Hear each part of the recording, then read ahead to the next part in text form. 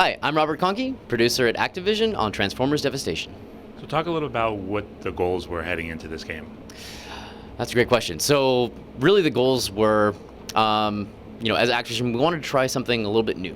We'd had some really awesome Transformers games in the past, and they had a really, really gritty, really realistic feel, and we loved that. But we wanted to do something that we hadn't really done before and just, try out some new territory.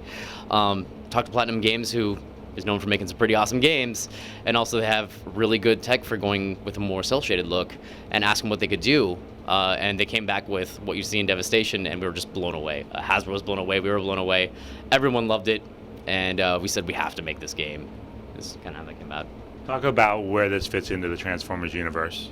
So it's actually very interesting. It's kind of a mix of several. So in general, it's taking place in Hasbro's Generations universe, but it takes inspiration from the IDW comic books as well as the original TV show and kind of puts them all together, and of course the Generations toy line, and it kind of puts them all together into this modern take on the classic Transformers. So what's the story going on within the game universe? So what's happening is the Earth is suddenly and violently being transformed into a new Cybertron, which is really bad news for the humans there.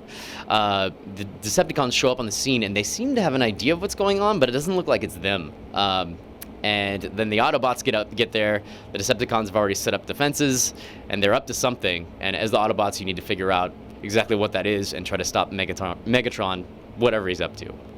Talk a little about the gameplay perspective and what role transforming plays in this level design. Sure. So yeah, the way the game works is actually very unique amongst Transformers games.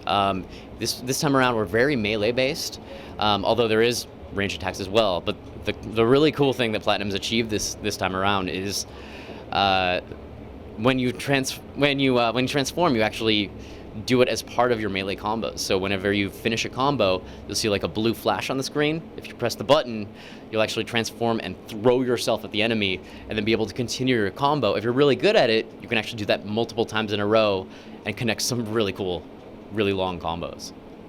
What are you guys showing here at Gamescom? We're showing a few boss battles. We're showing Blitzwing. We're also showing Shockwave. And we're showing some battles with Insecticons that haven't really been seen before in behind closed doors. And then we also have the demo playable, which takes you from the very beginning of the game up to an epic battle with Devastator. Talk a little about the Insecticons and what they add to the game. So the Insecticons, I don't want to spoil too much about exactly where they're coming from, but they are a very different type of opponent than your regular. I don't know. That's hard to describe, actually. It ended up being a little bit spoilery. Okay. The fact that there are Insecticons in the game has been revealed, but I don't want to talk too much about their origins. Gameplay-wise, they tend to work differently from most other enemies in that they tend to have attacks that come down from above rather than straight at you or trying to hit you with stuff as much.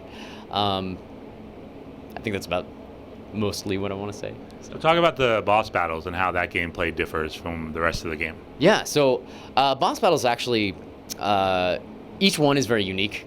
Each boss has his own set of moves. Often they'll have, in typical Platinum Games style, they'll have a certain set of moves at one point, and then they have an enraged state, and all of a sudden they get really serious and way harder once you reach a certain point. But all of them kind of have there's a number of ways to beat them more easily, and it's up to the player to try and figure it out. You can always brute force it, but that may not always be the best way.